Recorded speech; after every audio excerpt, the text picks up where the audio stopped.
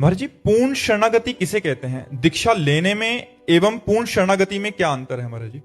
दीक्षा तो पूर्ण शरणागति की प्रारंभिक सीढ़ी है। शरणागत का मन भगवान के चरणारविंद में समर्पित होता है, इसलिए वो प्रतिकूलस्य विसर्जनम, वो कभी इष्ट के प्रतिकूल मन से, इंद्रियों से, शरीर से कोई भी चेष्टा नहीं करता। श्री कृष्ण अनुकूलेन अपने आराध्य देव के सदैव अनुकूल आचरण करता है तो उसका शरीर समर्पित माना जाता है।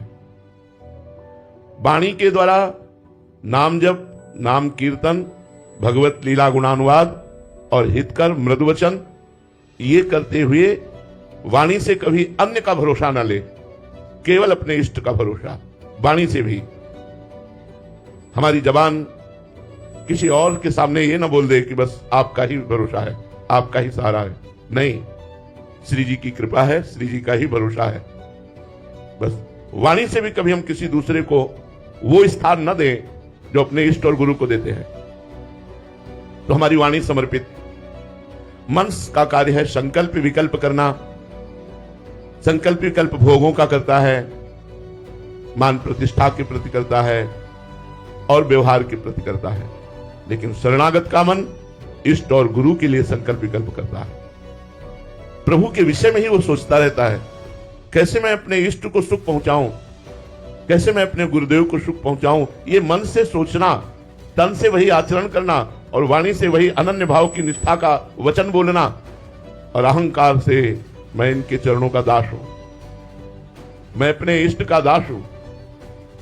हृदय से एक ठसक बनी रहना, मैं प्रिया प्रीतम का हूं, मैं प्रभु का हूं। यह अहंकार बना रहना चाहिए, मैं प्रभु का हूं।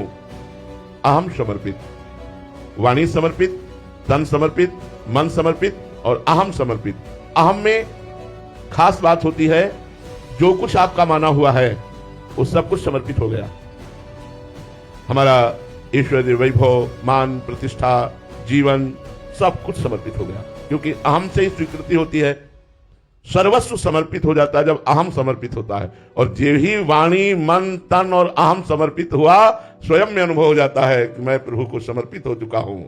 अब जैसे अर्जुन का रथ स्वयं श्री भगवान संचालन करते हैं, ऐसे उस शरणागत के हृदय में भगवान बैठ करके स्वयं उसकी जीवन यात्रा संभालते हैं और वो संभलता हुआ भगवान के समीप भगवान को प्राप्त कर लेता है। अनंत जन्मों की बिगड़ी, अनंत जन्मों के दुख सुख के थपेड़े ये सब मिट जाते हैं और वो परमानंद की बाढ़ में निमग्न हो जाता है।